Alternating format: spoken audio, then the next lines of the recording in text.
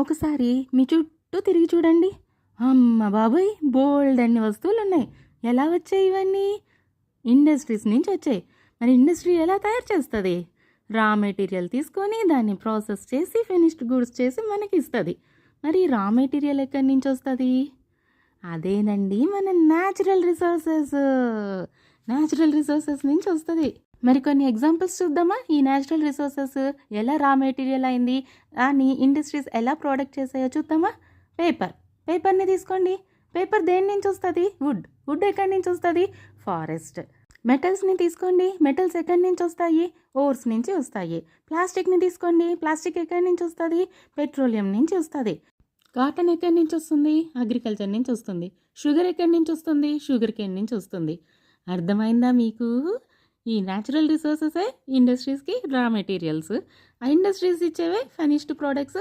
So ఇప్పుడు అర్థమైందిగా ఎలా natural resources, agriculture, industries inter relate అయి ఉన్నాయో.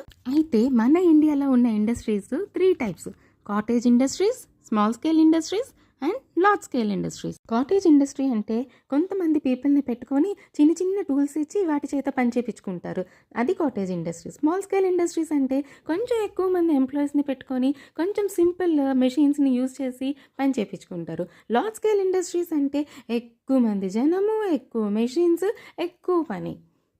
అయితే మన గవర్నమెంట్ ఏం చేస్తుందంటే రూరల్ ఏరియాస్లో ఇట్లాంటి చిన్న చిన్న cottage industries, small scale industries run చేయించి అక్కడ జనాల్ని వారి ఊరి నుంచి బయటకు వచ్చేసి పని కోసము సిటీస్లో తిరిగేలాగా చేయకుండా ఉంటుంది.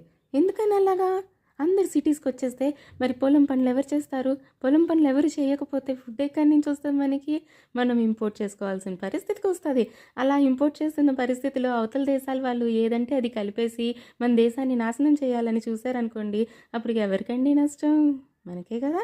సో అందరూ టెక్నాలజీ అనకుండా కొంతమంది వ్యవసాయం చేయాలి, కొంతమంది టెక్నాలజీ వైపు వెళ్ళాలి. వ్యవసాయం చేసే వాళ్ళకు కూడా టెక్నాలజీలో పనిచేసే వాళ్ళకి సమానంగా జీతాలు వస్తే వాళ్ళు కూడా ఇష్టంగా చేస్తారు, దేశం కూడా బాగుంటుంది. ఇదండి మా CBSE grade 4 social lesson number 14. మరి నేను కూడా ఒక ఉద్యోగం కోసం చూస్తున్నాను. నేనే ఉద్యోగంలో ఫిట్ అవుతానో ఎవరైనా కమెంట్ చేస్తారా? చెయ్యండి ప్లీజ్, అర్థం కావట్లేదు నాకు. నచ్చిందా మా సోషల్ లెసన్? అయితే లైక్ చేయండి, షేర్ చేయండి, సబ్స్క్రైబ్ చేయండి.